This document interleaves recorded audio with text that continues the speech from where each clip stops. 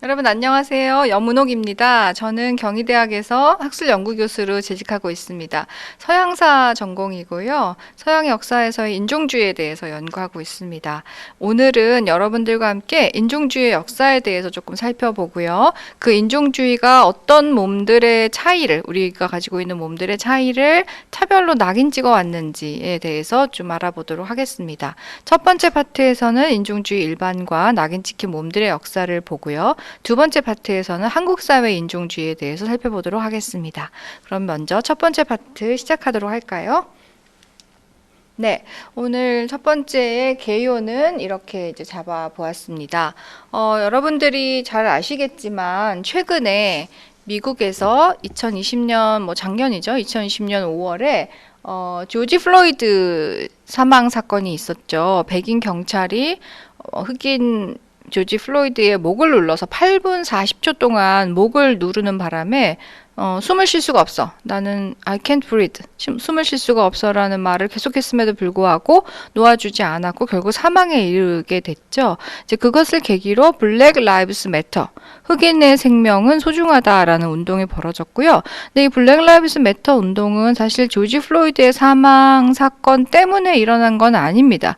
그 이전부터 한 5, 6년 전부터 미국 사회에서 블랙 라이브스 매터라고 하는 화두가 계속 제기되고 있었어요. 왜냐하면 조지 플로이드의 사망 사건은 이 사건 처음이 아니거든요. 그 이전에도 여기 제가 열거한 것처럼 여기 나중에 나오는가 보네요. 많은 흑인들의 백인 경찰의 과잉 진압으로 사망하는 사건이 있었고 그걸 계기로 블랙 라이브스 매터가 터져 나올 수밖에 없었던 구조적인 요인이 있었던 것이죠. 네, 그래서 블랙 라이브스 매터라는 운동과 함께 백인들, 그러니까 소위 주류라고 할 수 있는 백인 우월주의 사회에서 주류의 어떤 위치를 차지하고 있는 백인들의 반응은 이런 거예요. 한편으로는 자기 검열하는 거예요. 내가 혹시 인종주의자인가? 아니면 내가 혹시 인종차별을 하고 있나? 나는 차별이 아니라고 생각했지만 혹시 내가 하는 행위가 차별인가? 라는 질문을 던지는 거죠. 이게 자기 반성적인 태도이겠죠. 자기 성찰을 하는 경우가 있을 수 있고 또 하나는 반대 방향으로 가는 거예요. 아니, 내가 무슨 인종차별을 한다고. 나는 그냥 나대로 살았을 뿐인데 그 백인을 오히려 왜 차별하냐. 역차별이라는 말 우리가 흔히 쓰잖아요. 하지만 이 역차별이라는 말은 굉장히 조심해서 써야 되거든요. 구조적인 것과 개인의 행위를 함께 보아서 정말 그게 역차별인지는 따져봐야 되는 거예요. 근데 너무나 쉽게 백인들이 역차별을 받는다 이런 이야기를 하면서 백인인 게 뭐 어때? 백인이어도 괜찮아 이런 얘기를 하는 거죠. 이 반대 방향의 어떤 엇갈리는 양극단의 반응들이 나오면서 들끓고 있어요. 미국 사회가. 거기에 이제 코로나 물론 그 상황도 있고 또 유럽으로 가면 유럽에서는 식민주의 즉 이제 유럽 사람들이 전 세계를 누비면서 식민지를 만들었잖아요.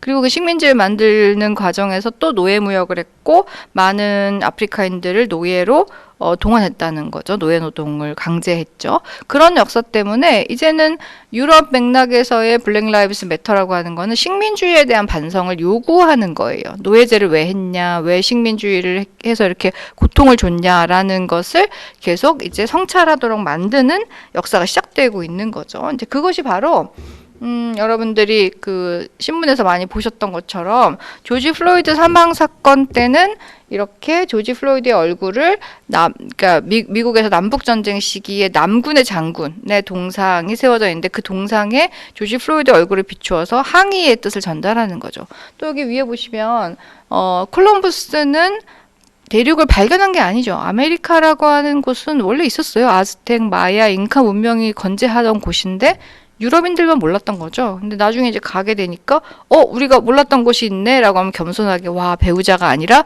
여기를 정복해야겠어. 여긴 비어있는 땅이야. 우리의 땅으로 선언하고 자신들의 소유로 만드는 그 비극이 시작된 거잖아요. 그렇게 보면 사실 아메리카의 소위 이제 발견이라고 하는 거는 발견이 아니라 최소한 중립적으로 표현하면 도착이 되겠고 더 정확하게는 정복이나 학살이 되는 거죠.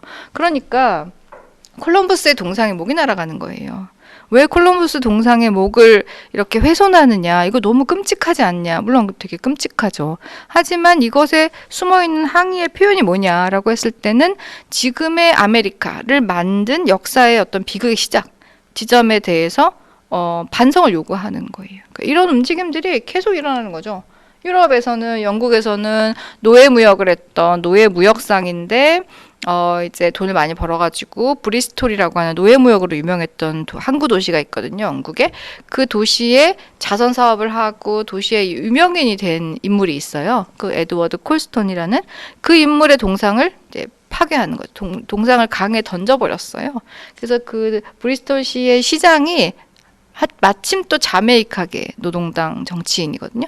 그래서 마빈 리스 시장은 거기에 대해서 뭐 폭도들을 뭐 비난하거나 이러지 않고 강물에 던진 행위는 뭐 찬성할 수는 없지만 적어도 나는 이 동상이 시 한가운데 공공 장소에 서 있는 것에 대해서는 불편하다. 나 역시 불편했고 이것은 아마 박물관으로 가져가야 할 것이다. 이렇게 아직 결론 안 났어요. 거기에 또 백래시도 있고 반대하는 사람들은 왜 에드워드 콜스톤의 훌륭한 업적을 이렇게 폄하하느냐라는 얘기를 당연히 할 테고 이게 이제 들끓는 논쟁이 되고 있는 중이죠. 뭐 벨기에 같은 경우는 콩고, 아프리카의 콩고에서 식민 지배를 했고 레오폴드 2세 국왕 때 얼마나 끔찍한 만행을 저질렀냐 하면 고무 농장에서 노예 노동으로 고무 채취를 시켜요. 근데 할당량을 다 못 채우면 여기 위에 보시는 것처럼 손을 자르는 거예요. 손목을 잘라서 손이 잘린 절단 장애인을 양산했던 거죠. 뭐 과도한 노동에 시달리다가 죽은 사람들도 많이 있고, 그러니까 이런 일을 했던 레오폴드 2세를 기념하는 동상, 난 이거 못 참지. 빨간 페인트 칠한, 그러니까 이런 일들이 지금 작년에 계속 벌어지고 있는 거예요. 그러니까 이게 이제 오늘날의 우리가 인종차별의 문제, 인종주의의 문제를 사고하는 현재 주소라는 거예요. 그러니까 제가 여기서 말씀드리고 싶은 거는 인종차별이나 인종주의 얘기를 하면 많은 분들이 그렇게 얘기하세요. 그쵸. 그런 거 하면 안 되고요. 근데 한국이랑은 그쵸. 한국은 뭐 별로 관계가 없죠. 먼 나라 얘기고 참 좋은 얘기. 참 훌륭한 얘기를 하시네요. 뭐 이런 반응인데 이게 지금 먼 나라 얘기도 아니고요. 먼 과거 얘기도 아니에요. 우리 현재 지금 살아가고 있는 우리의 현재 문제와 바로 맞닿아 있고 계속 그 문제가 마치 이렇게 수면 아래에 잠재되어 있다가 쑥쑥 올라온다는 거죠. 계기만 있으면. 조지 플로이드가 목이 눌려서 사망했어요. 그러면 갑자기 이제 그걸 계기로 그래, 흑인들이 받아오고 있는 이 억압, 사회적인 구조적인 인종주의의 문제가 그때 표출이 되는 거예요. 동상이 쓰러지죠? 그럼 왜 이게 무슨 일이지? 라고 보면 노예무역. 노예무역이 뭐 몇백 년 전 얘기인데 왜 지금 와서 얘기를 해? 보상이 안 됐거든요. 보상이 이루어지지 않았어요. 근데 또 배상 보상을 어떻게 할까는 쉬운 문제는 아니죠. 하지만 홀로코스트를 생각해 보세요, 여러분. 유대인에 대한 홀로코스트는 굉장히 유대인들이 많은 요구를 통해서 반성, 또 배상, 또 기업들이 강제노동에 대해서 배상도 했고 역사를 기억으로 만들어서 박물관을 짓는다든지 또 교육을 한다든지 그런 것 그래도 많이 잘 돼 있거든요, 홀로코스트는. 그에 비교하면 노예제, 아프리카인들의 어마어마한 희생을 가져왔던 노예제에 대해서는 그런 과정이 굉장히 없어요. 아주 최근에 와서야 되고 있거든요. 그러니까 이게 지금 굉장히 핫한 이슈다. 최근의 이슈다라는 이야기를 꼭 드리고 싶은 거예요. 그러니까 그냥 먼 나라 역사를 훑어본다 이런 얘기가 아니라는 거죠. 네, 그래서 사실 미국에서 블랙 라이브스 매터 운동이 터져 나오는 거는 미국이라는 나라가 어떻게 이루어졌는가를 보시면 구조적인 문제로 갖고 있구나라는 걸 알 수 있어요. 1776년 독립하잖아요. 근데 독립과 동시에 노예제가 없어졌어요? 아니거든요. 노예제는 근 100년을 더 가거든요. 그 얘기는 뭐냐? 미국이라고 하는 연방이 구성이 되고 영국으로부터 독립을 하고 우리는 민주주의를 한다라고 했지만 그 미국의 민주주의라는 것은 노예제를 문제 삼지 않았다는 것, 초반에는. 그럼 뭐예요? 노예를 소유한 노예 소유주, 제퍼슨이나 워싱턴 다 노예 소유주거든요. 노예를 해방시키지 않는 그 위에 민주주의가 건설됐다는 얘기는 오늘날 우리의 눈으로 보면 굉장히 이상한 거예요. 아니 어떻게 모든 사람의 해방이 이루어지지 않았는데 민주주의가 가능한가? 민주주의라는 게 모든 사람이 자기가 가지고 있는 자질을 최대한 발휘하고 모두가 기회 평등을 갖고 자유와 평등을 누리는 것인데 노예제가 그대로 있다? 굉장히 언밸런스한 거죠. 그러니까 그 위에서 미국은 역사를 시작했고 그걸 이제 청산해가는 과정이 남북전쟁이었던 거고 노예 해방 이렇게 이루어진 거잖아요. 그러니까 굉장히 뿌리 깊은 문제이고 남북전쟁 이후에도 짐크로법이라고 해서 흑인과 백인을 분리해서 공공장소에서 사용하지 못하게 하고 식당이나 뭐 열차나 버스도 같이 못하게 했잖아요. 그런 분리의 역사가 1950년, 60년대까지 쭉 갔던 거죠. 그러니까 이제 이런 걸 고려하면 지금 블랙 라이브스 매터가 터져 나오는 것은 어떤 백인 경찰 개인의 일탈 행동? 이런 게 아니라는 거죠. 이런 게 아니고 왜 백인이 아니라 흑인이 또 어떤 경우에는 아시아계가 또 흑인을 목을 누르는 경우도 있고 아주 드물게는 아시아계가 또 그런 그 과도한 치안 유지에 희생이 되는 경우도 있고 그러니까 이런 것들은 구조적 문제로구나라는 걸 알 수가 있다는 거죠. 네, 그다음에 이제 팬데믹 상황도 이야기하지 않을 수 없는데 제가 여러분들을 대면으로 만나지 못하고 이렇게 구천을 떠도는 온라인상에 지금 동영상이 올라가는 거잖아요. 이게 굉장히 부담스러운 일인데요. 나중에 이제 다 지우려면 또 다 의식적으로 지워야 되는 거예요. 안 지우면 그래서 올라가 있으니까. 그래서 처음에는 너무나 부담스러웠지만 이제는 거의 1년이 지나가니 적응이 됐구나 이런 생각이 드는데 이렇게 대면으로 못 만나는 이유 코로나잖아요.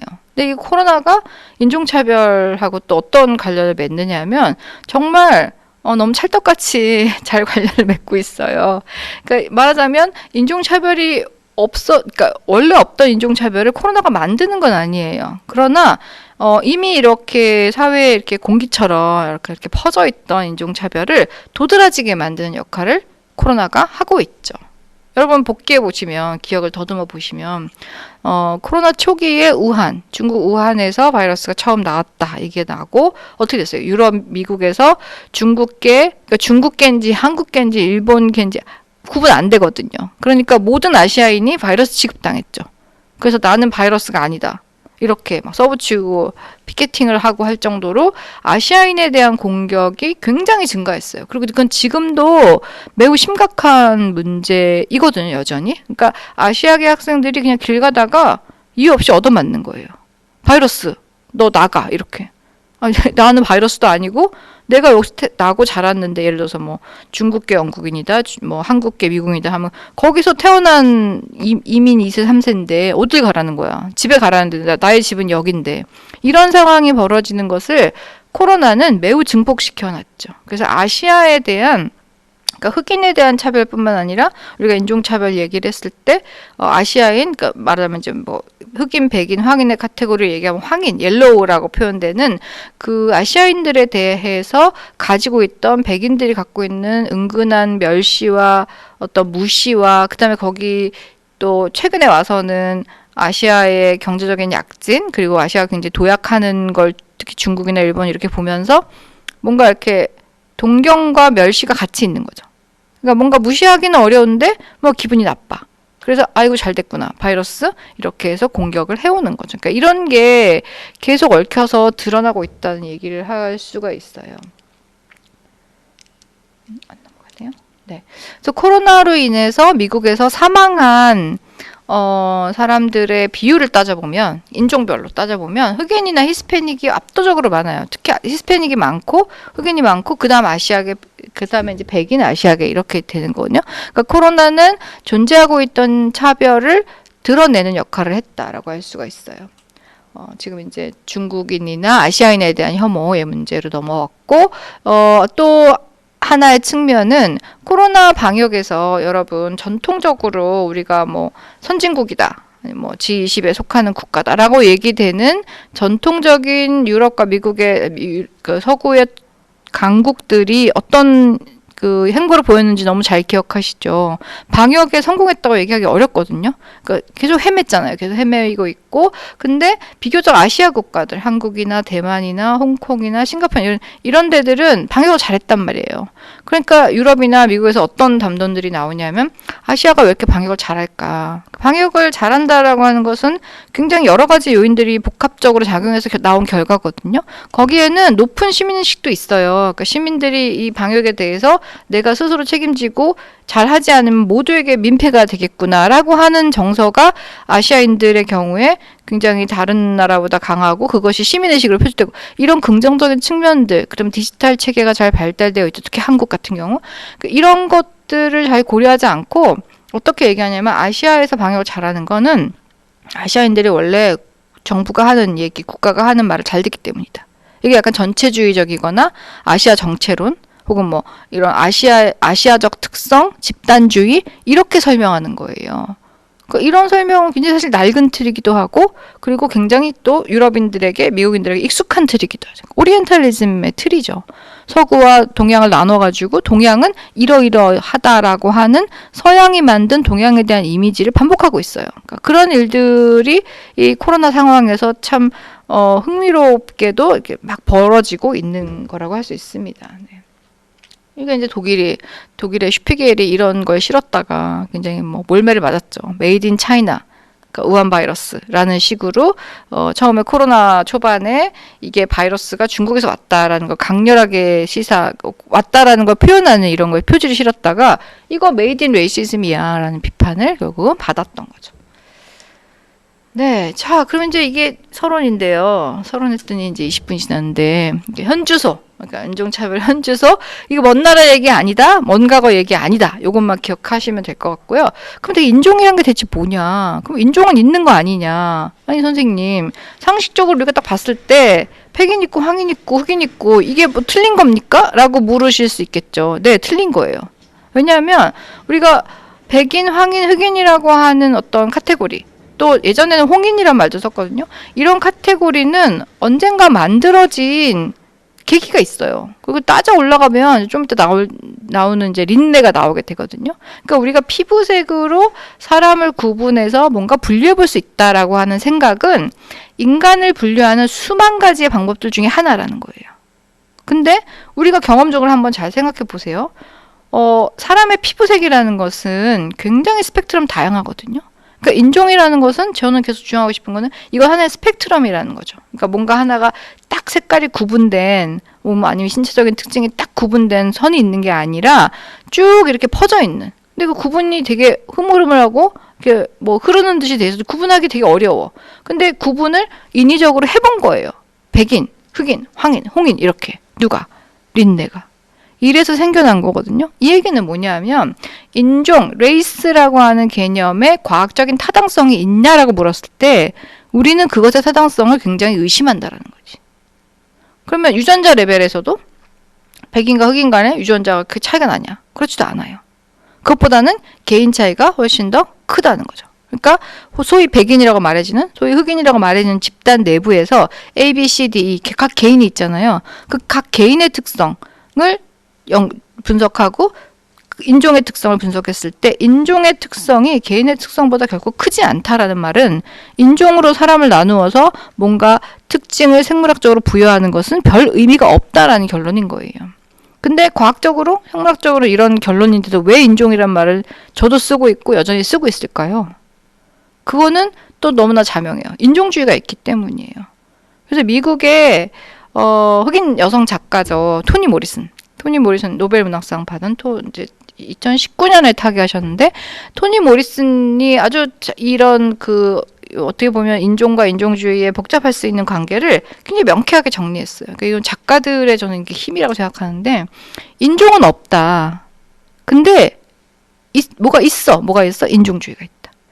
인종은 없는데 인종주의가 있을 뿐이다라고 얘기했어요. 그러면 인종주의라고 하는 맞아요 이데올로기, 그러니까 뭔가 잘못된 의식, 사람들이 인위적으로 인간을 나누려고 할 때 했던 사고 방식 이런 게 계속 작동을 해왔죠 지금까지. 왜?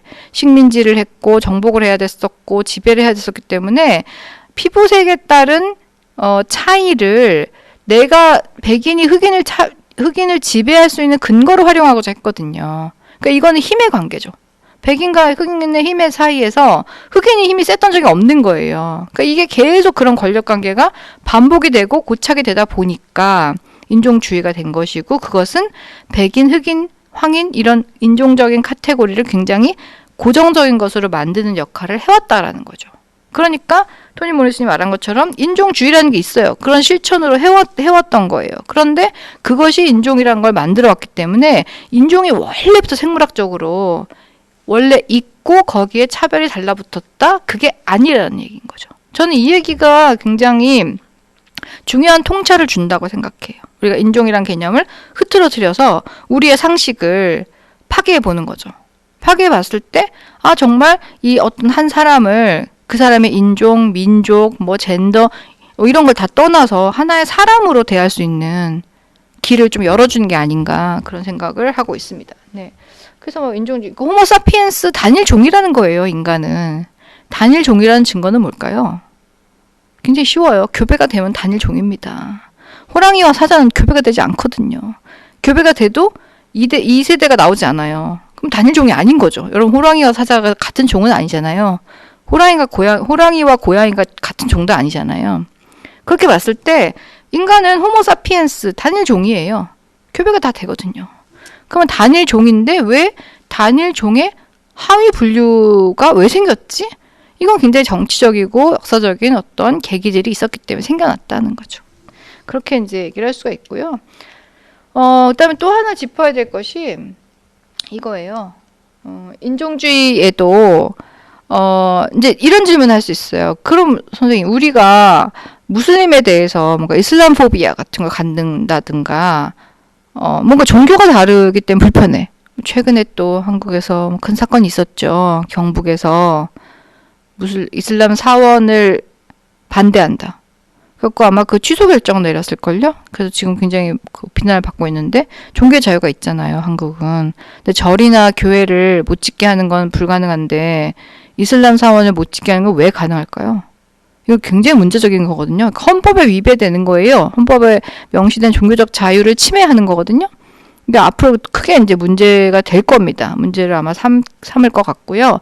그러니까 이런 이슬람 포비아라든가 혹은 한국인들이 두 번째 시간에 또 자세히 하겠지만 중국인들에 대해서 혹은 조선 쪽에 대해서 갖고 있는 뭐 은근한 차별 의식 같은 거, 이런 거는 그럼 뭔가요? 이거는 생물학적인 인종주의랑은 좀 다르잖아요. 네, 맞아요. 달라요.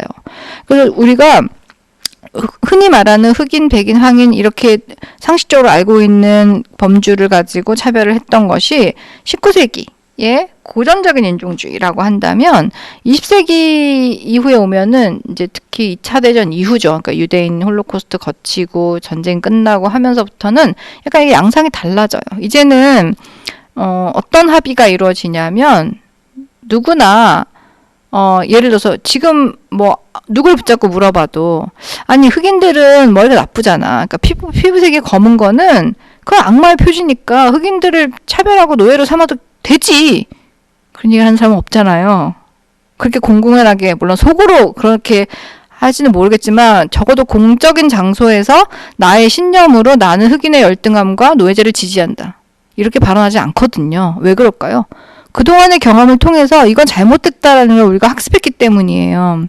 그러니까 노골적인 피부색 차별, 이걸 뭐 컬러리즘이라고 하는데, 노골적인 피부색 차별은 사실은 공공연하게 말해지지 않는다라고 할 수 있어요. 그렇다고 없는 건 아닙니다. 이게 이제 되게 미묘한 인종주의의 부분인데요.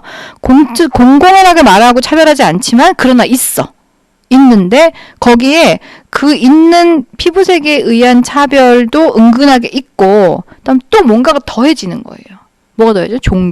종교에 따라서 무슬림 이상해. 이슬람이란 종교는 도대체 기독교와 화해하기 어려워라고 하는 걸 자꾸 끄집어내면서 이슬람 포비아를 만드는 거. 이런 거 새로운 인종주의의 양상이에요. 그러니까 이게 전통적인 고전적인 인간의 몸의 차이, 피부색의 차이, 골격의 차이, 두개골의 차이로 하늘하는 게 아니잖아요. 그런데 어쨌든 우리가 같이 하늘하를 할 수 없는 근본적인 차이가 있어. 근데 무조건 무슬림은 안 돼. 무슬림 들어오면 큰일 나. 이렇게 얘기하잖아요.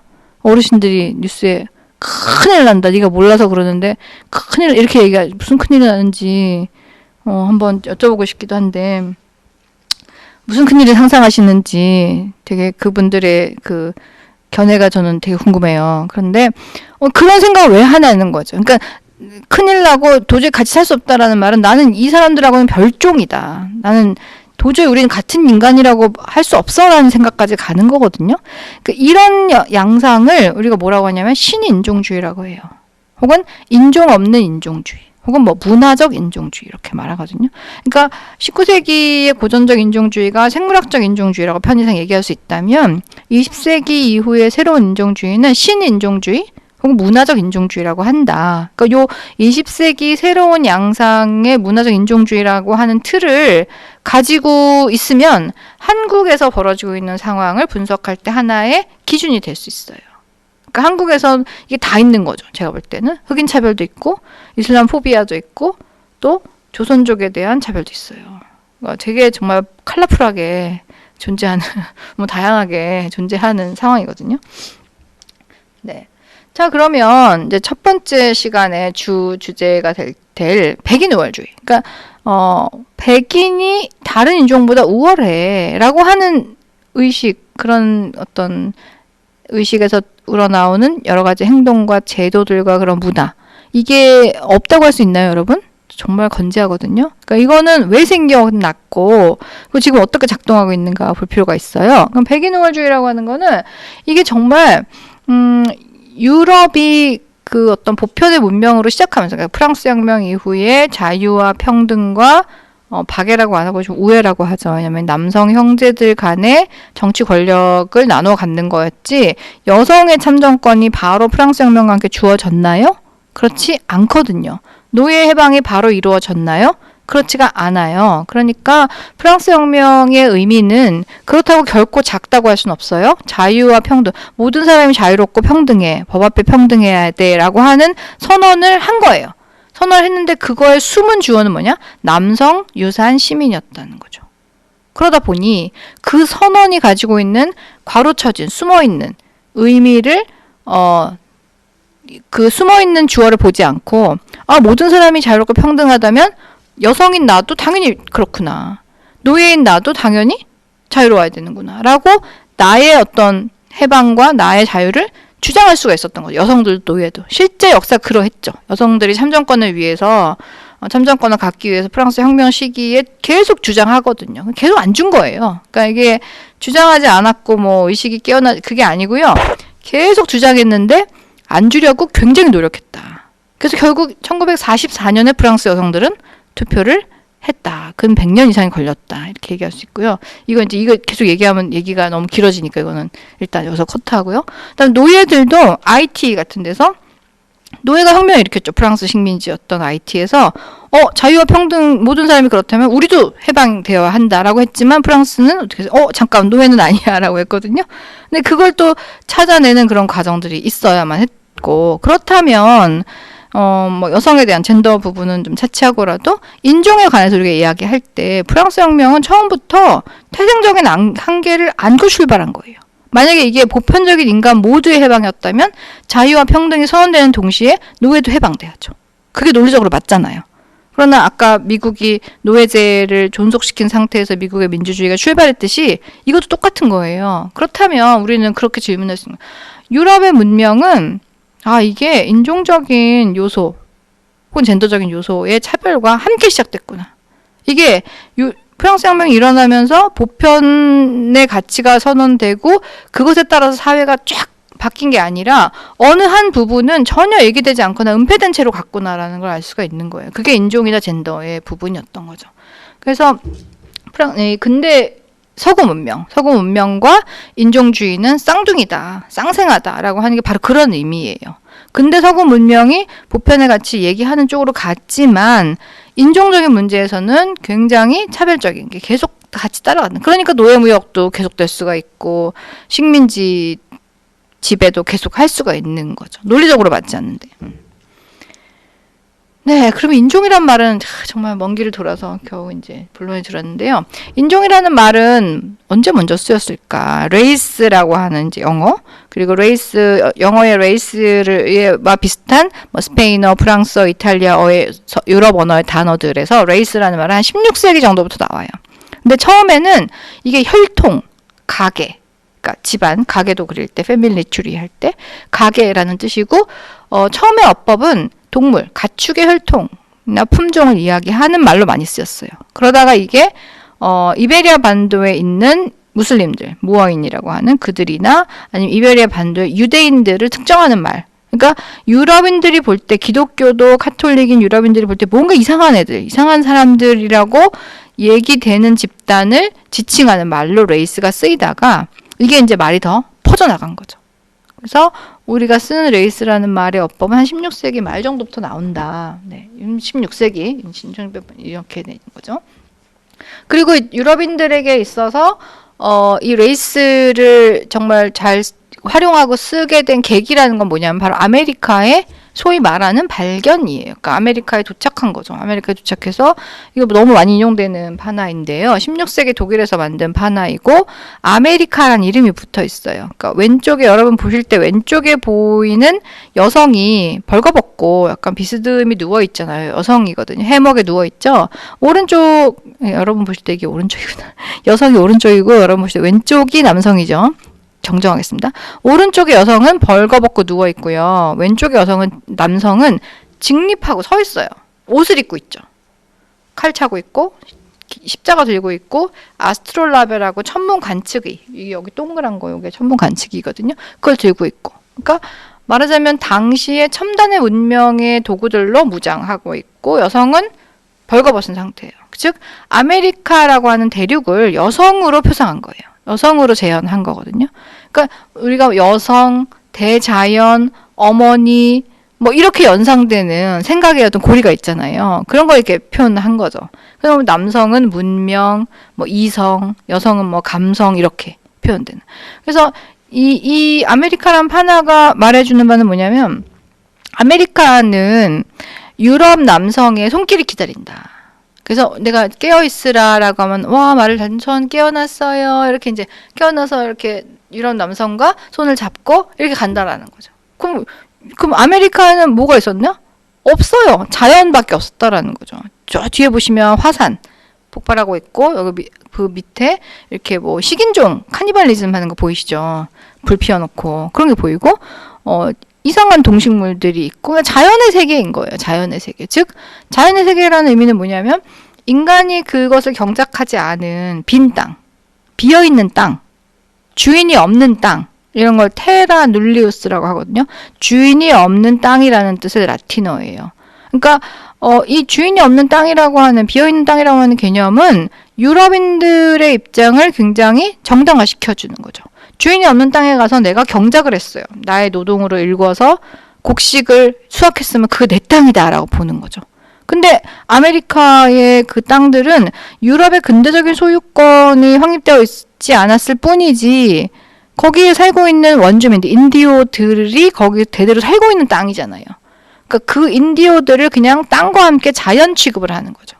그러면 빈 땅이 되는 거고 유럽인들이 차지해도 되는 땅이 되는 거예요. 이게 이제 아메리카 역사의 유럽인과의 만남의 시작이었고 아메리카의 비극의 시작. 아까 콜럼버스의 목이 날아가는 이유가 바로 이런 거였던 거죠. 네, 그러면 이제 여기서 질문이 인간을 피부색으로 흑인, 황인, 백인, 홍인 뭐 이렇게 나누어 본 최초가 누구냐? 도대체 누가 이걸 피부색과 인간 분류를 연결시킬 생각을 했지? 라는 질문을 당연히 우리가 하게 되잖아요. 그랬을 때 떠오르는 사람이 바로 린네예요. 린네는 동식물의 이명법, 우리가 동물이나 식물이나 인간까지 호모 사피엔스, 이제 지금 현생 인류 호모 사피엔스라고 하는데 호모라고 하는 게 속명이고 사피엔스가 종명이거든요. 그래서 개, 문, 강목, 과, 속, 종 해가지고 생물의 분류 체계, 생물학 시간에 배우신 거 생각해 보시면 그걸 만든 사람이 바로 린네거든요. 그래서 린네가 동식물을 라틴어를 지금 이 당시에는 18세기 중반에 유럽에서 쓰지 않았던 라틴어를 다시 살려서 이름을 다 지어요. 예를 들어 뭐 제비, 뭐 미나리 제비 이러면은 뭐 속명이 라틴어로 뭐다라고 하면 그거 다 린네와 제자들이 붙인 거거든요. 그러니까 어마어마한 사실 분류의 작업을 했던 인물인데 린네가 이것만 한 게 아니라 동식물 다 하고 계속 린네 분류의 체계, 자연의 체계라고 하는 책은 계속 볼륨이 늘어났겠죠. 페이지 수가 계속 추가가 되니까. 근데 인간의 부분에 가서 인간을 호모사피엔스라고 이름 짓고 거기 하위 분류를 해요. 그 하위 분류가 바로 피부색과 연결되었다는 거죠. 유럽인 백색, 아메리카인 홍색, 아시아인 갈색, 아프리카인 흑색. 이게 왜 넷일까요? 왜 셋이 아니고 다섯도 아니고 넷일까요? 너무 자명한 이유예요. 보세요. 18세기 중반이에요. 유럽인들의 머릿속에 세계, 월드, 지구라고 하는 것은 4개의 대륙이 있는 거죠. 자기들이 속한 유럽 있죠? 지중해 건너면 아프리카잖아요. 아프리카 옆에 아시아 붙어 있잖아요. 이 9대륙은 모를 수가 없어요. 뭐 마르코 폴로 동방견문록에서 갔다 왔죠. 뭐 아프리카는 로마 때부터도 다 카르타고랑 전쟁하고 다 아는 곳이잖아요. 근데 뭔가 새로운 대륙이 발견됐죠. 소위 발견. 그게 아메리카잖아요. 그러니까 요렇게 딱 4개의 대륙만 있는 거예요. 린네가 살던 시기에 동시대인들의 머릿속에는. 오세아니아가 아직 없죠. 오세아니아는 아직 유럽인들에게 알려지지 않았을 때라는 거죠. 그래서 린네가 알고 있는 4개의 대륙에다가 색깔을 대입한 거예요. 별것도 아닌 거죠. 그러니까 유럽인은 백색, 아프리카에는 흑색, 아시아에는 푸스쿠스 해가지고 황색 이렇게 대입하고, 그럼 아메리카에는 이게 무슨 색으로 하지 하다가 아메리카 인디안들 약간 얼굴이 홍색 이렇게 했던 거죠. 그러니까 이게 이제 한번 만들어지고 나니까 린네의 권위, 그러니까 분류 체계를 만든 린네라고 하는 학자의 권위를 타고 반복이 되는 거죠. 반복이 되고, 린네는 이제 스웨덴의 학자이고 레이스라는 말을 직접 쓰지는 않았어요. 뭔가 다른 변종 이런 말로 표현했는데, 이게 이제 레이스라는 말과 연결이 되면서 이 분류가 계속 쓰이게 되는 거죠. 그렇게 되다 보니 이분이 린네예요. 스웨덴의 지폐 그림에도 도안에도 지금은 아니지만 나오고요. 린네가 자연의 책의 제1판의 저 끝에 왼쪽 맨 위에 보시면, 물론 작아서 잘 안 보이시겠지만, 인간을 4개로 분류한 4개의 아종으로 호모사피엔스의 하위 분류를 했던 그걸 보실 수가 있어요. 네, 그 다음에 이제 뭐 독일의 블루메바우 같은 해부학자는 피부색이라는 건 못 믿는다. 왜? 피부색은 햇빛에 많이 그을리면 타잖아요. 그럼 물론 이제 그게 자식대까지 연결되진 않지만 어느 지역의 기후가 어느 때 사냐에 따라 피부색은 관찰했을 때 달라진단 말이에요. 그러니까 이건 못 믿을 기준이니까 뼈를 봐야 돼. 더 딱딱한. 그 두개골에 주목하죠.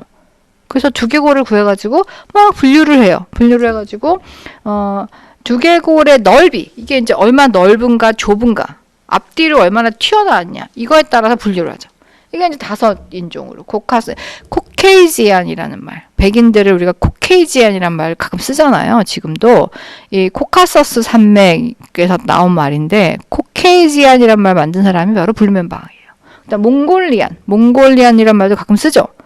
이것도 지금은 차별 용어가 됐지만, 뭐 몽고 반점이라는, 몽골리안 그 다운 증후군 같은 경우도 몽골리안 증후군이라고 처음에 불렸어요.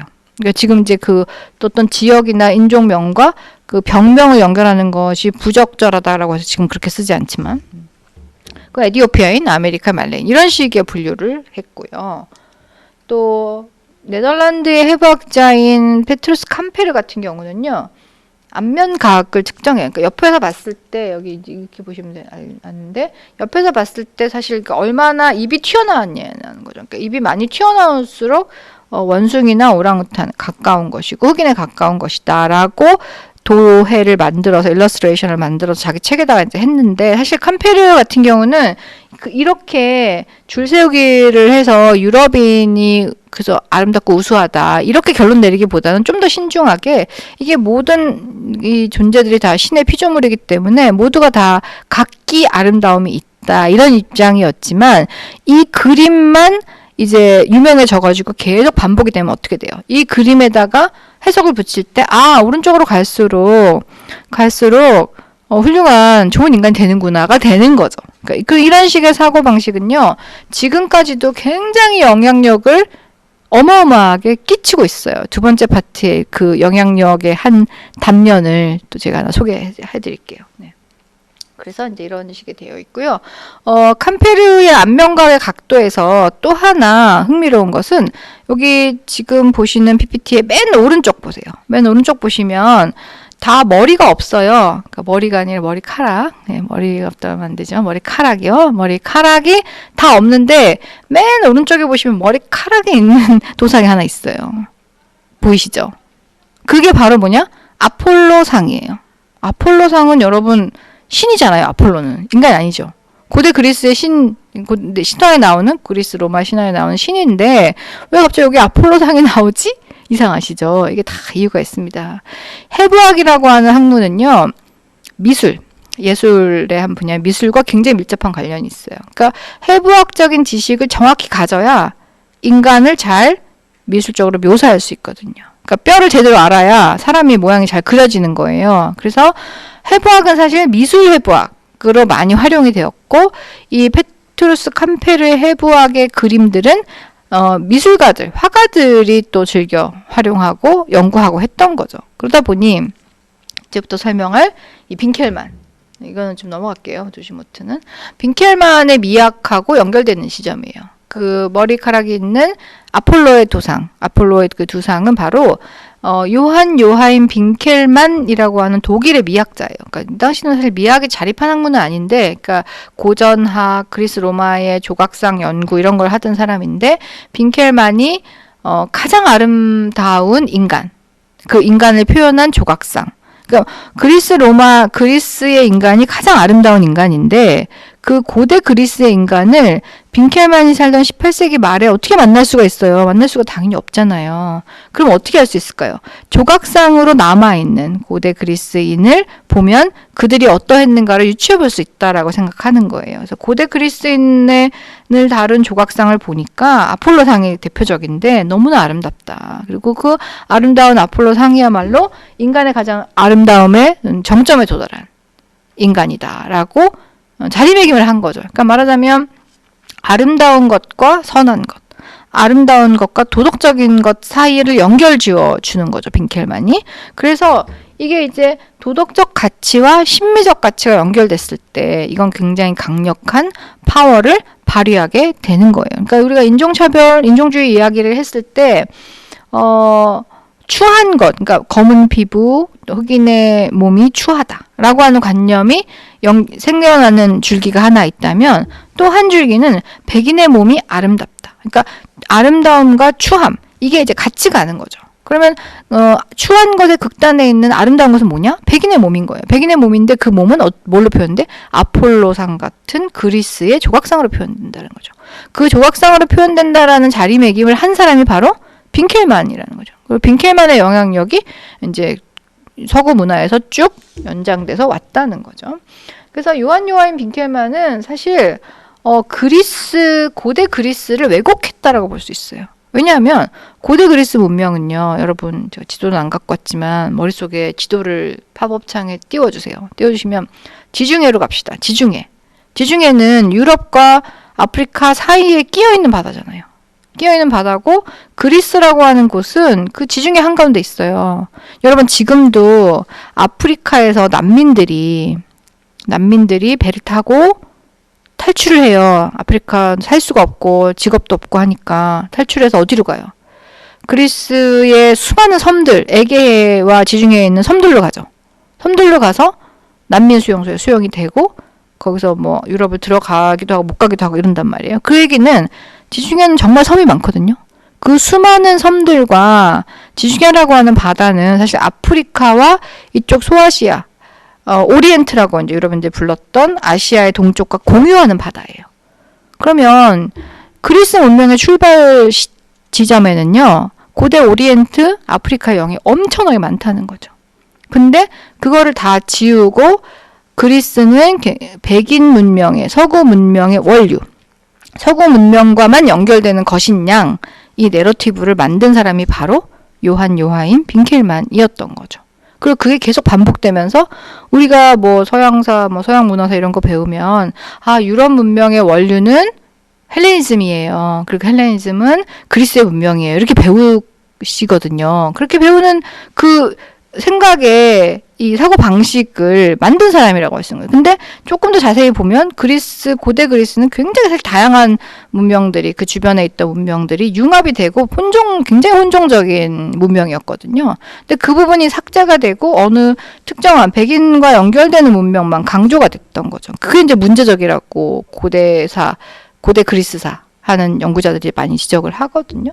그러니까 이제 그런 어떤 문제적인 내러티브를 만들었던 사람이 빈켈만이라고 할 수 있고, 빈켈만이 찬양했던 게 이거예요. 아폴로 벨베데. 여기 보시면 머리카락 보이시죠? 머리카락이 꼬불꼬불한 머리카락이 아까 페트루스 캄페르의 맨 오른쪽에 있던 도상의 머리 모양이잖아요. 그러니까 아폴로상의 모양이 계속 반복이 됐다는 걸 알 수가 있고요.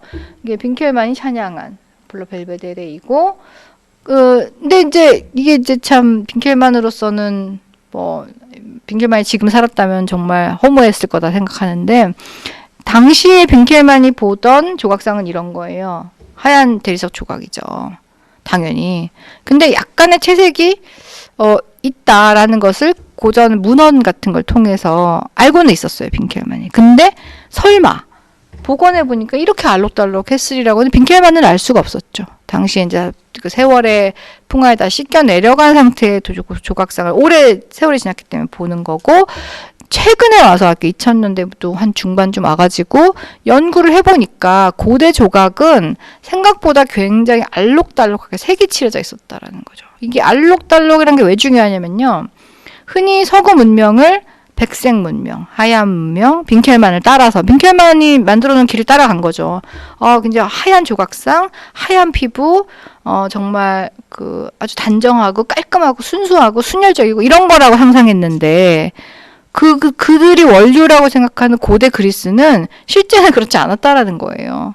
그럼 이게 굉장히 백인 문명에 대한 이미지에 금이 가는 거죠. 그러니까 이렇게 자꾸 금을 내야 되는 거예요. 그러니까 사실은 알록달록한 이 아우구스투스 상이나 아폴로 벨베데레 상도 이렇게 채색이 되었을 가능성이 컸다는 거죠. 이거 고대 조각의 채색에 대한 최근 연구들은 고대 조각의 많은 부분이 채색이 되어 있었다라고 결론 내리고 있어요.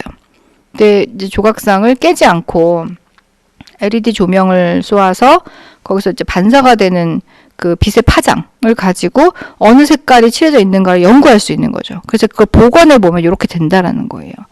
그럼 여러분이 잘 아시는 파르테논 신전, 물론 파르테논 신전은 지금 아테네의 그 아크로폴리스 언덕에 있는 건 다 기둥만 남아있고, 안에 내부는 다 영국이 다 뜯어가가지고 영국 박물관, 브리티시 뮤지엄에 가 있거든요. 근데 이것도 CG를 복원을 해보면 사실 지붕 부분이나 여기 이제 세모나게 되어 있는 페디먼트라고 하는 부분, 메톱스, 큰 네모로 되어 있는 부조의 부분들이 굉장히 채색이 많았다라는 걸 알 수 있다는 거죠. 또 가운데에 있었던 아테네 여신상도 이렇게 금박으로 되어 있었다. 그러면 뭔가 빈켈만이 찬양했던 하얗게 빛나는 그리스 문명이라고 하는 것은 뭐지 이게? 이런 생각이 드는 거죠. 이거는 굉장히 빈켈만의 시대적인 한계와 그리고 보고 싶은 것을 보고 결론 내린 것과 연결이 될 수밖에 없다라는 얘기를 하는 거예요. 네, 그래서 이제 한쪽 빈켈만이 얘기한 아름다움의 어떤 절정이 누가 있느냐라고 했을 때 백인의 몸이 올라간다면 추한 것에 추하고 열등한 것으로 흑인이 자리매김 되는 이유는 뭔가 따져보면 딱히 별 이유가 없어요. 없는데 경제적인 어떤 제도의 관계가 있다는 거죠. 그게 바로 뭐냐? 노예제라고 저는 본다는 거예요. 그렇지 않고 물론 노예제 이전에도 유럽에서 유럽인들이 자주 접하지 못하는 그러나 가끔 보는 피부가 검은 사람들에 대해서 검은 피부를 뭔가 부정적인 이미지, 악마의 이미지라든가 뭐 괴물이라든가 이렇게 연결시키는 담론들은 물론 있어요. 하지만 이게 이제 폭발적으로 어떤 인간이 피부색 때문에 열등하니까 노예로 노동을 해도 되고, 노예 노동을 하기에 적합한 몸이고, 채찍질 때려도 안 아프고, 그러니까 노예는 뭐 백인하고 완전 몸이 달라. 이런 생각까지 가는 거는 뭐냐면 뭔가 이유가 있기 때문이죠. 그 이유는 뭐냐? 노예제라는 거죠. 그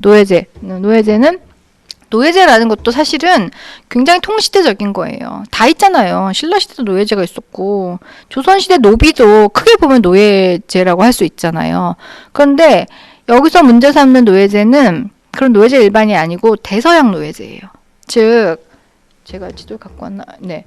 여기 이제 유럽의 항구들에서 출발한 배가 이 타고 쭉 내려가서 아프리카로 가서 아프리카인들을 싣고, 노예로 싣고 대서양을 건너서 아메리카로 가서 내려놓죠.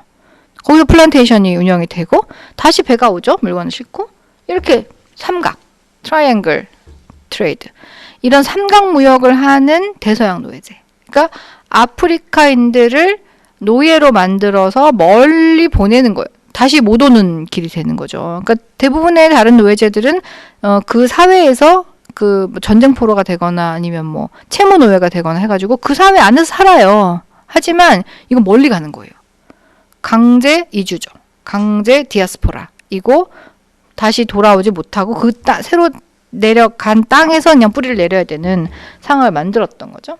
그래서 이런 대서양 노예제와 대서양 노예 무역이야말로 흑인의 열등함을 고정시킨 이게 이제 정확한 계기다라고 볼 수가 있어요. 네. 근데 뭐 흑인을 노예로 삼았던 거는 유럽인 처음은 아니에요. 아프리카인들의 노예화는 이슬람이 훨씬 더 오랫동안 먼저 했고 길게 했어요.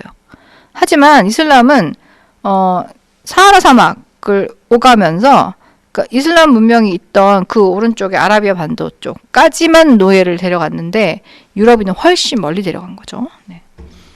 그 차이가 있고요. 그래서 이제 유럽의 회화들 보면은 이 흑인을 어떻게 묘사하느냐라고 봤을 때 굉장히 열등한 존재로 묘사한다는 거예요. 이게 이제 계속 어떤 뭐랄까 클리셰처럼 진부한 표현으로 고정이 돼서 계속 반복이 되면 이게 진부하다라는 건 지금 우리의 시각이고 이 당시 이걸 보는 사람들은 그냥 자연스럽게 당연히 그렇지 뭐 흑인은 뭐 그렇구나가 되는 거예요. 그러면 어떤 흑인은 봤을 때 쟤는 나하고 다른 열등한 인간이로군 이런 결론을 나도 모르게 도출하게 되는 거죠. 그래서 그런 어떤 사회의 공기처럼 만들어지는 의식이 무섭다라고 하는 거죠. 그런 걸 표현하는 거고요. 네, 대서양 횡단하는 노예 무역은 400년 했어요. 거의 16세기부터 19세기 400년이고 배가 36,000건 정도 항해했다고 해요. 이게 데이터베이스가 연구가 좀 되어 있거든요. 그러니까 배가 어디서부터 출발해서 어디까지 갔다 항해 일지가 있잖아요. 그럼 거기 몇 명 태웠다, 몇 명 내렸다 대충 나온단 말이에요. 그러니까 모든 배들의 항해가 다 남아있진 않지만 남아있는 걸 가지고 역으로 추산할 수 있어요. 그렇게 추산해 봤을 때 약 36,000건 되고 피해를 입은 인원이 약 1200만 명. 그러니까 1200만 명이 다 죽은 건 아니고 1200만 중에 한 20-30% 정도가 노예 그 포획 과정이나 노예 선에서나 플란테이션 바로 내렸을 때 사망했을 것이다. 왜냐면 노예선 항해 자체도 뭐 편안하게 가는 게 아니잖아요. 배 밑바닥에 깔려서 뭐 여러분 잘 아시다시피 그런 이미지로 가는 거기 때문에 20% 30%가 사망했다라고 하면 아프리카 인구 중에 400년 동안 1200만이 빠져나갔다는 얘기가 되거든요. 그래서 아프리카 학자들은 이걸 놓고 굉장히 인명의 손실이 컸다. 아프리카의 어떤 저발전의 먼 원인을 찾아야 된다라고 얘기하고 유럽 학자들은 그렇게 큰 숫자는 아니다라고 얘기하고 이제 뭔가 이렇게 논쟁 같은 것이 좀 있죠. 그 학자들이 갖고 있는 어떤 학문을 하는 동기라든가 이런 게 여기 영향을 주기 때문에 그게 있고 아프리카인이 노예가 된 거예요. 그래서 그냥 노예라고 일반 명사로 부르기보다는 노예가 된 아프리카인. 이런 용어들을 사실 노예제 연구, 대서양 노예제 연구자들은 좀 의식적으로 쓰고 있어요. 그러니까 약간 말이 입에 붙지는 않는데 enslaved Africans. 그러니까 슬레이브가 됐다라는 말은 이 사람은 원래 슬레이브가 아닌데 아니 뭐 농사 짓거나 뭐 어디 뭐 대장간에서 일하거나 아니면 무슨 뭐 공예를 하거나 뭐 이런 사람이었는데 그 사람을 유럽인들이 와서 노예로 만들어서 데려갔다라는 의미가 거기 단어에 담기잖아요. 그래서 노예가 된 아프리카인 이런 단어들을 쓰고 있어요. 이런 개념을. 그래서 유럽이나 미국의 박물관들에 가보면 대서양 노예제 같은 그걸 설명하는 그 박물관의 텍스트 캡션에서는 enslaved Africans라는 용어가 많이 보여요. 네. 네, 그래서 이제 노예제가 있던 시절에는 노예와 주인을 구분해야 되니까 당연히 이제 이런 열등함, 인종주의가 발달을 했고, 그럼 노예제가 폐지가 되면 아이고 죄송합니다, 잘못했습니다 라고 하고 노예한테 땅을 떼주고 배상하고 이게 아니잖아요. 노예제가 폐지될 때 영국도 그렇고 프랑스도 그렇고 미국도 그렇고요. 노예제가 폐지되었을 때 누가 배상을 받았을까요? 우리의 상식으로는 노예가 배상을 받아야죠. 피해자니까. 근데 노예 소유주가 배상을 받았어요. 왜? 자기 재산에 손실을 입었다라는 거죠. 노예 농장이 없어지고 노예가 해방이 되면 내가 만약에 200명의 노예를 소유하고 있었는데 200명에 각각 얼마씩 나의 재산인데 이게 없어진 거잖아요. 국가를 상대로 청원을 해요. 영국의 노예 소유주들 같은 경우는 요즘 청와대 청원 이런 거 있잖아요. 그런 것처럼 청원이 굉장히 많거든요. 그 사회에도. 계속 청원을 해가지고 결국 법을 통과시켜요. 배상을 받습니다.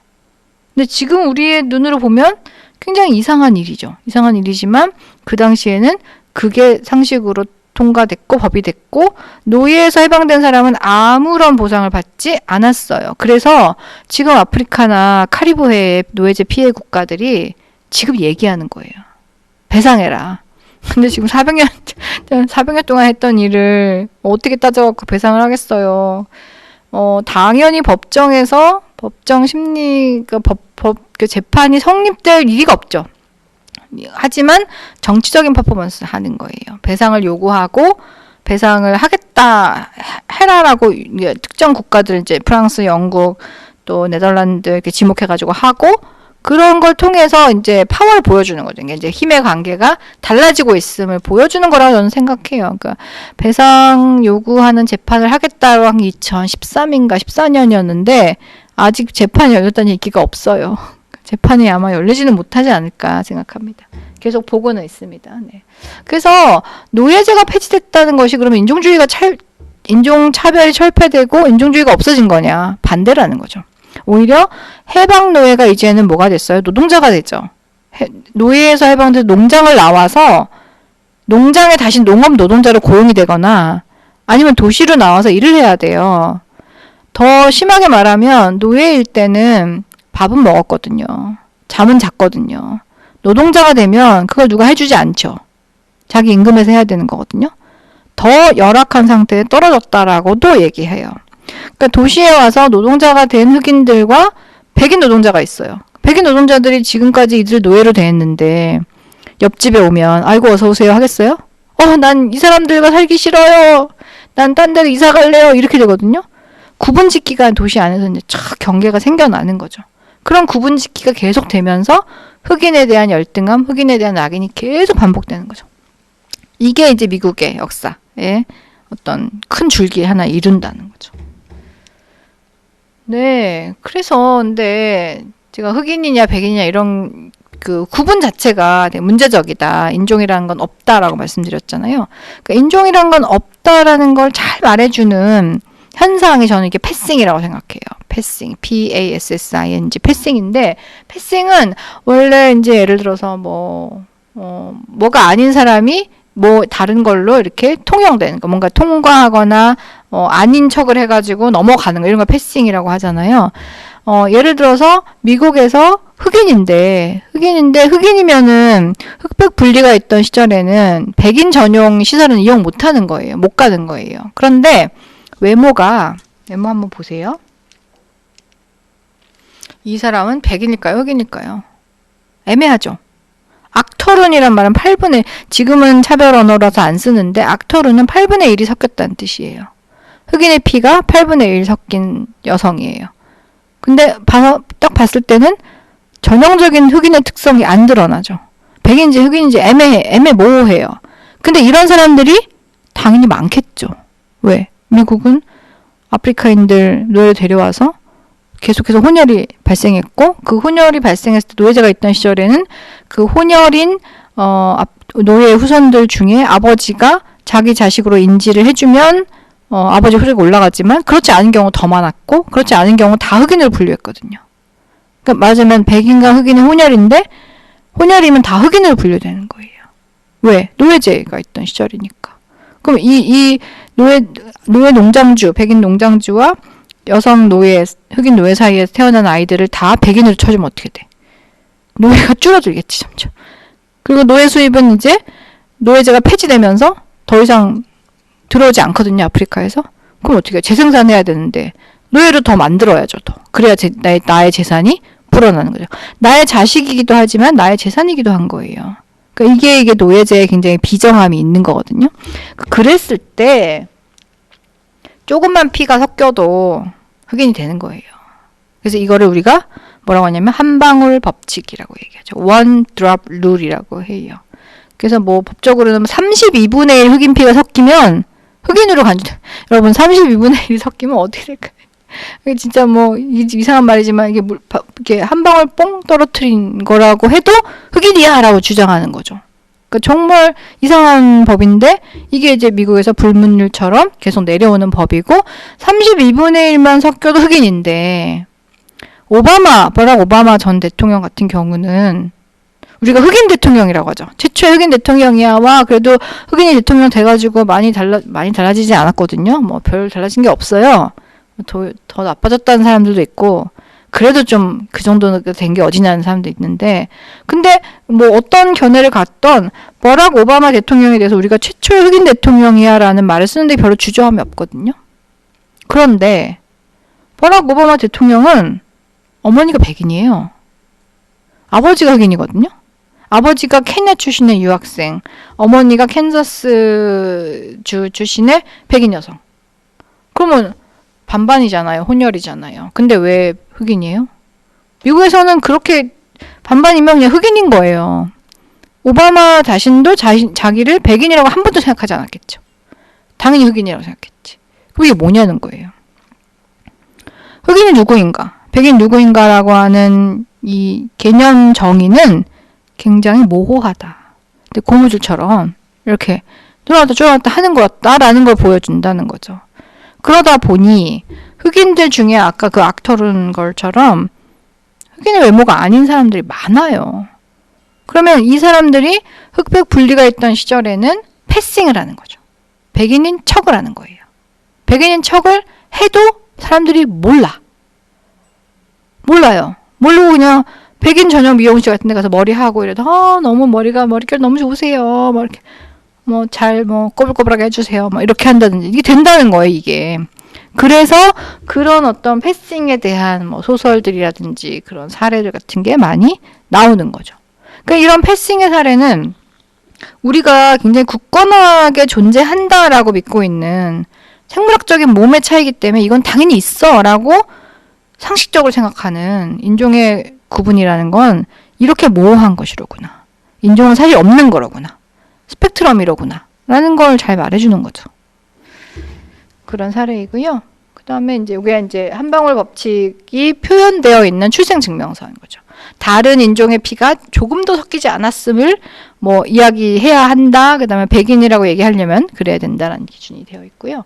이게 이제 악터른이고, 그 다음에 이제 거꾸로 백인이야. 백인으로 분류되는 남성인데, 흑인 민권운동, 1950년대, 60년대 흑인 민권운동에, 공감하고 그걸 위해서 같이 활동을 하는 작가예요. 존 하워드 그리핀, 저널리스트이자 작가인데, 이 사람은 자기 얼굴을 검게 태닝을 했어요. 태닝을 하고, 안 되면 또 이렇게 염료를 칠해요. 얼굴 염색을 해가지고, 어쨌든 검은 피부, 흑인의 피부를 하고, 흑인의 모습을 하고, 차별이 심한 미국의 뭐 엘라바마나 이런 남부에 갔어요. 텍사스, 엘라바마 쪽 가가지고 일종의 참여 관찰을 한 거예요.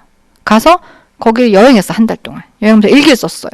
썼는데 정말 놀라웠던 거는 내가 피부가 달라진 거 아무것도 없어요. 피부색만 달라진 거야. 그러니까 원래 백인 중년 남성이 흑인 중년 남성이 된 거지. 근데 어떤 느낌이었냐면 내가 1등 시민에서 2등 아니 10등 시민으로 떨어지는 것을 하루 만에 경험했다라고 얘기해요. 그러니까 검은 피부를 가진 나에게 아무도 일자리를 주지 않았다는 거지.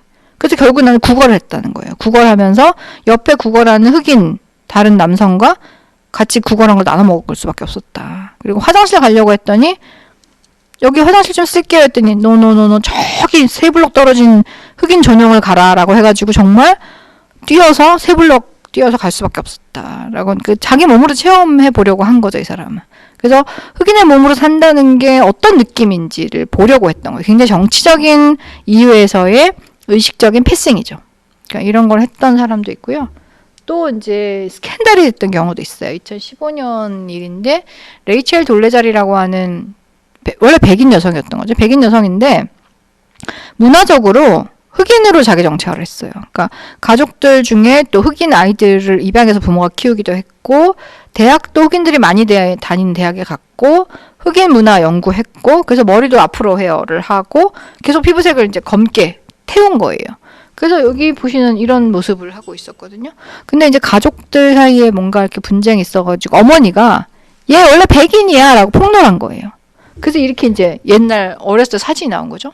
사진이 나와가지고 스캔들이 일어났어요. 근데 레이첼 돌레잘은 미국에서 가장 큰 흑인 인권단체의 그 워싱턴의 어떤 지부장을 맡고 있었거든요. 그러니까 일종의 내가 백인인데 흑인으로 패싱을 함으로써 흑인 인권단체에서 큰 역할을 맡을 수가 있었던 거예요. 그리고 이제 그 흑인이기 때문에 소수자에게 주어지는 소수자 우대 조치, 그러니까 어퍼머티브 액션이라고 하죠. 그런 것을 또 혜택을 받기도 했고. 그래서 이게 이제 어쨌든 거짓말이니까 거짓말이 탄로가 났고 그 거짓말에 대해서 책임을 지고 모든 걸 다 내려놨죠. 모든 걸 내려놓고 그동안에 받았던 혜택들 다 돌려주는 거. 다 환원하는, 뭐, 물어내기도 하고, 돈을, 막, 이런 상황, 뭐, 소송 걸리기도 하고, 이런 상황이 됐는데, 거짓말을 한 것에 대해서는 뭐, 변명 여지가 없지만, 레이첼 둘레자리 했던 말이 되게 의미심장해요. 우리가 트랜스젠더가 있잖아요. 젠더를 트랜스 하는 세상이거든요. 그리고 트랜스젠더를 가능하고 그것이 사회적으로 인정이 된다면, 트랜스 레이스는 왜 안 되는데? 라는 질문을 한 거예요. 그러면 젠더의 구분이 흔들리고 인종의 구분이 흔들리고 이게 스펙트럼이라고 한다면 인종도 만들어진 것이고 사회적으로 구성된 것이고 토니 모리슨 말처럼 없다라고 한다면 이게 왜 안 돼? 라는 질문을 레이첼이 던진 거라고 할 수 있어요. 2015년. 그러니까 지금 뭐 아직 결론이 당연히 이게 나겠습니까? 결론이 날 문제는 아니고 이 문제를 가지고 인종이라는 범주가 우리가 생각하는 것만큼 그렇게 딱딱하고 공고하고 그런 개념이 아니다라는 걸 얘기를 할 수가 있는 거예요. 범주를 흔드는 역할은 전 충분히 했다라고 생각해요. 네, 그 다음에 이제 이슬람 포비아 같은 경우는 두 번째 파트에서 조금 얘기하겠지만은, 한국의 경우로만 연결시켜 보면요. 한국에는 이슬람 포비아가 뭐, 있는지 없는지 잘 의식하지 않았고 또 무슬림이나 이슬람 문명하고 역사적으로 교류해온 그것도 두텁지가 않아요. 두텁지가 않은데 한국의 이슬람 포비아가 굉장히 잠재돼 있었구나라는 게 확 표출됐던 사건이 있죠. 2018년에 예멘에서 500명가량의 난민들이 왔을 때 그 난민을 대하는 한국인들의 태도, 그 여러 그룹이 있었잖아요. 한국인들 중에 난민 아웃 나가라. 다 쫓아내라 하는 사람들이 있었고 청원하고 뭐 강화문에서 뭐 티켓팅 했잖아요. 그런 사람들이 있었고 또 한편으로는 난민은 일단 환영인데 우려하는 거죠. 여성들의 안전이 우려된다. 왜? 예멘 난민의 다수가 남성이고 근데 그 남성이 무슬림 남성이야.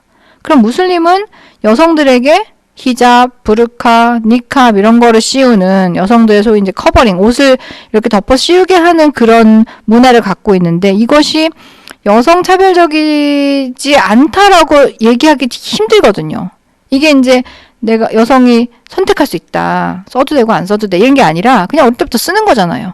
그리고 내가 쓰는지 안 쓰는지 따질 그것도 아닐 때부터 쓰는 거거든요.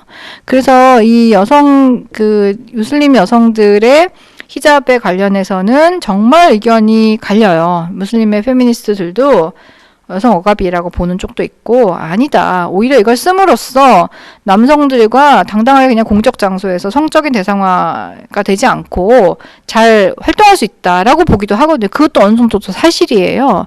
그래서 이제 그런 반대쪽의 의견을 가진 학자들은 뭐라고 얘기하냐면 서구 이제 기독교 사회라고 합시다. 서구 사회에서 여성들이 막 이렇게 벗고 다니잖아요. 막 너무 옷을 헐벗고 너무 채소만 가리고 그렇게 다닌다고 해서 사람들이 그걸 막 뭐라고 하거나 규제하거나 그러나요? 그러지 않잖아요.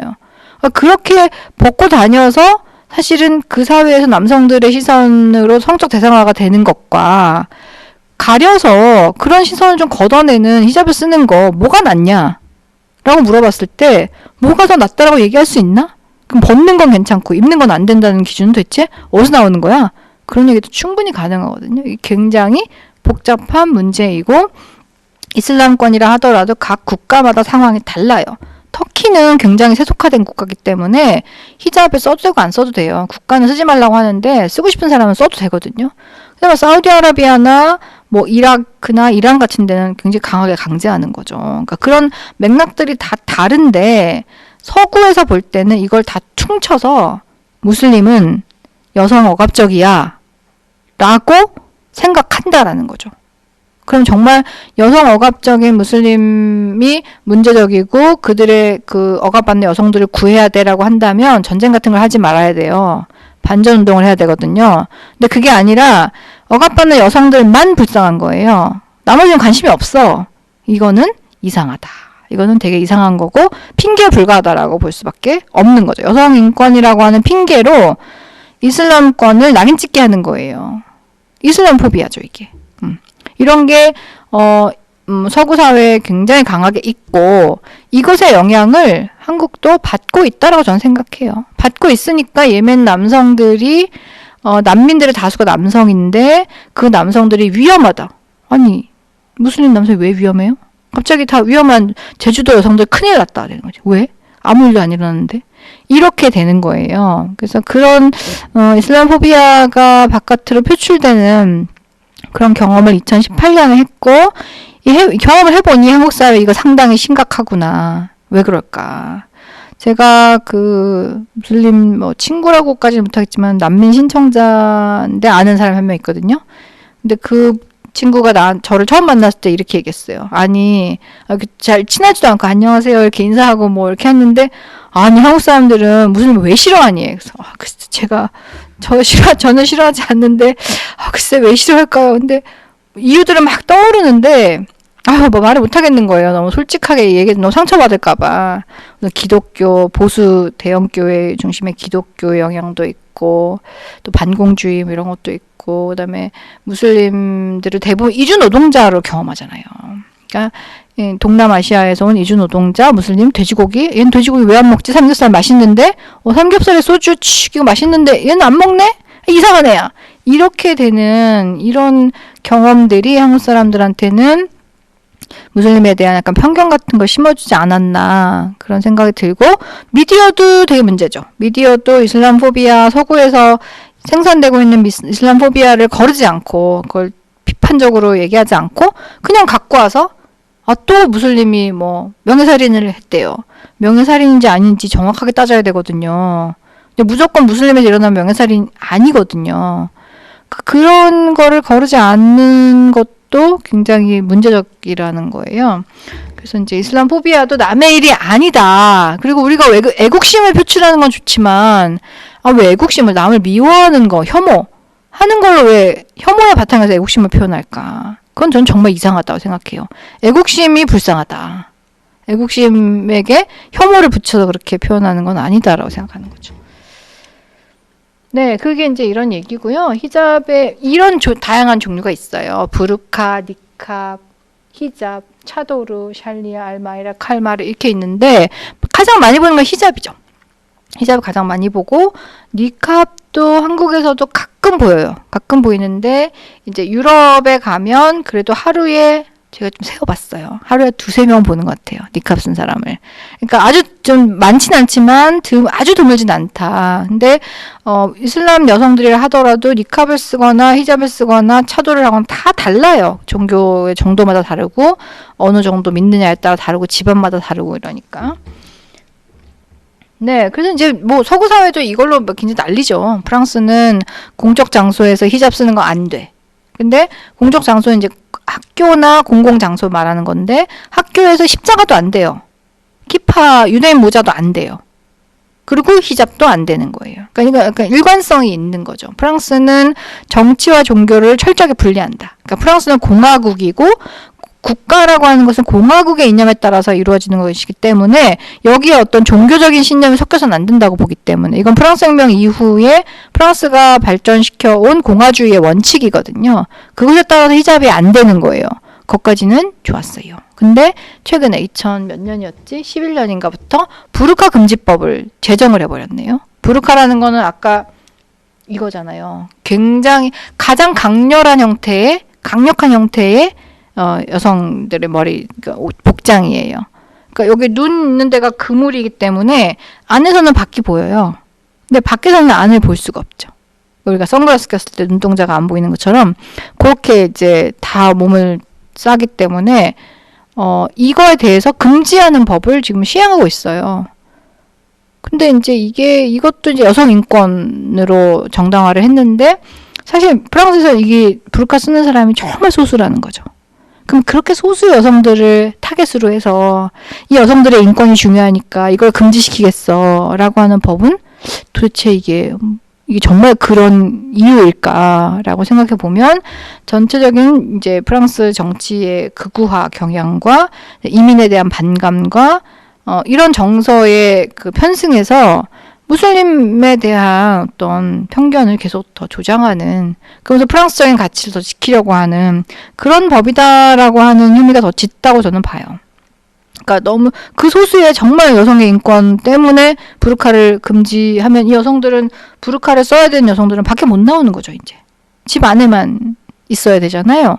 그럼 벌금 안 내려면 이제 이동의 자유가 제한되고 집 안에 꽁꽁 유폐되는 거예요. 이게 무슨 여성 인권을 위하는 건 아니지 않나요? 예.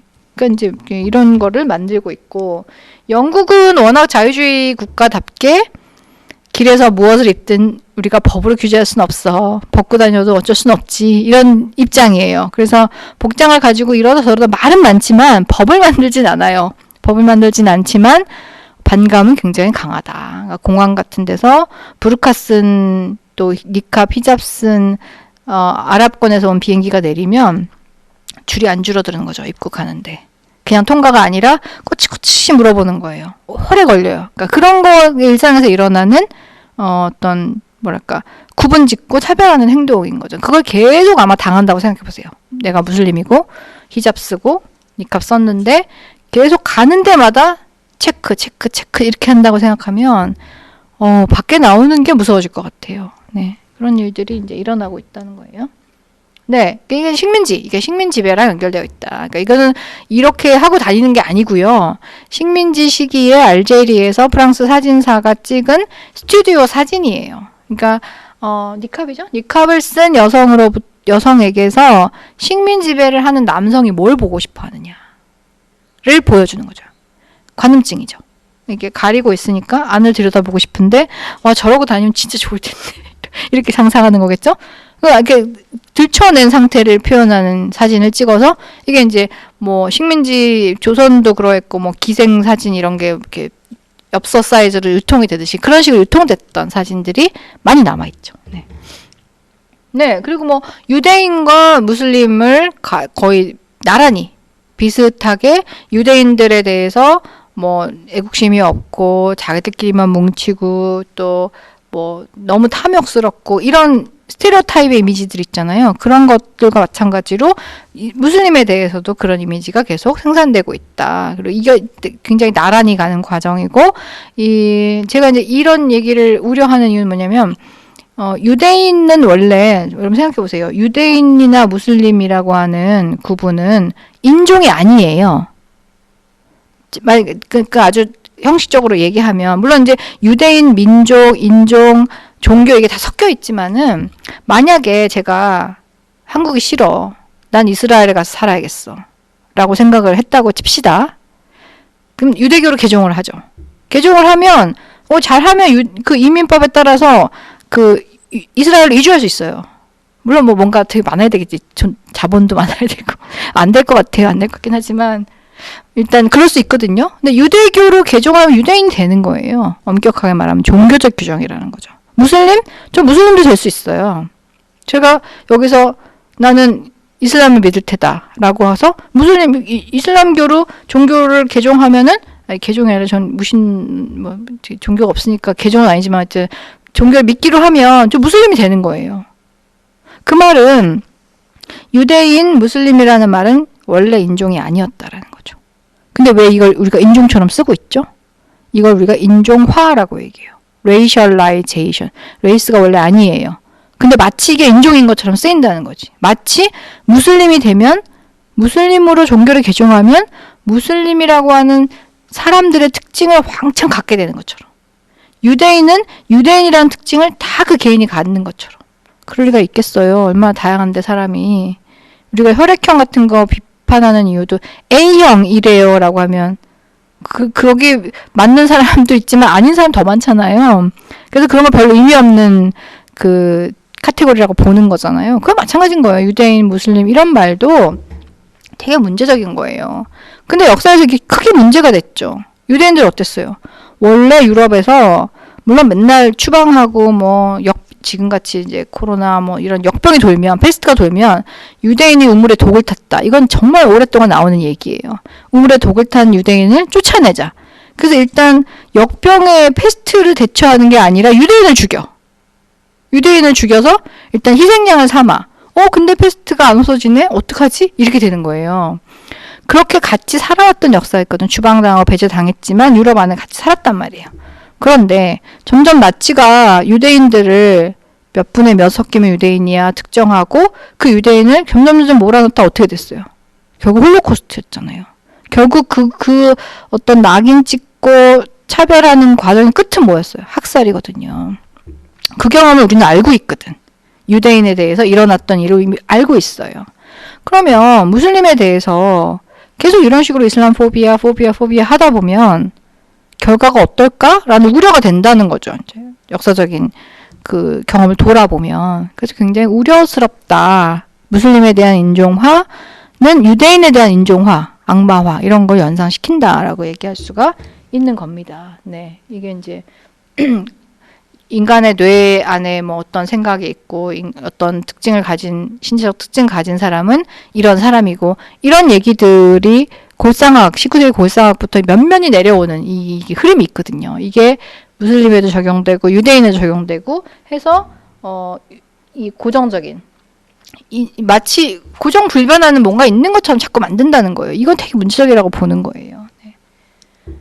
네, 그래서 이제 소결, 이 첫 번째 강의에 이제 좀 정리를 해보자면, 인종은 없어요. 그 스펙트럼인데, 근데 그래도 제가 인종이란 말 계속 쓰잖아요. 그러면, 아니, 선생님은 인종이 없다면서 왜 인종이란 말을 왜 쓰세요?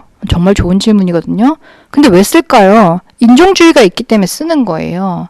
인종주의가 없어지지 않고 계속 있고, 사회에서 어떤 문제들을 계속 일으키고 있거든요. 그랬을 때 우리가 인종이란 말을 아예 포기하고, 쓰지 않는다면 그걸 설명할 개념이 없는 거예요. 그래서 물론 아주 사회가 좋아진다면 인종이란 말도 안 쓰면 좋겠지만은 아직까지는 이걸 어떤 발견하는 도구, 분석의 도구로서 써야 된다. 레이스라는. 저는 이제 그렇게 생각해요. 그래서 이제 그 레이스란 말을 쓰고 서구의 분류학이나 해부학, 미학 이런 학문들은요. 처음부터 사람을 차별하기 위해서 만들어진 게 아니에요. 그냥 소위 말하는 정상적인 학문이에요. 노말한 학문이거든요. 근데 이 학문이 만들어지면서 서구가 비서구를 식민지를 지배하는 역사가 같이 겹쳐지면서 이게 이제 특정한 인종에 대한 낙인찍기로 갔다라는 거죠. 그래서 우리 그 경험을 돌아볼 수 있고, 그다음에 현재 인종주의는 문화적 인종주의, 인종 없는 인종주의라고 얘기할 수 있다. 생물학적인 것만 있는 게 아니다라는 얘기를 할 수가 있습니다. 그래서 이 첫 번째 강의의 제목이 인종주의의 역사와 인종주의와 낙인 찍힌 몸들의 역사예요. 그래서 인종은 없지만 인종주의가 흑인이나 무슬림이나 유대인이나 혹은 한국의 맥락에서 외국인, 중국인, 조선족, 이주노동자 이런 사람들을 낙인 찍어왔다. 이제 그런 낙인 찍어온 역사를 성찰하고 어떻게 하면 그러지 않을 수 있을까를 우리가 고민해 볼 필요가 있겠다라고 생각을 합니다. 네, 첫 번째 강의는 여기서 마치도록 하겠습니다. 감사합니다.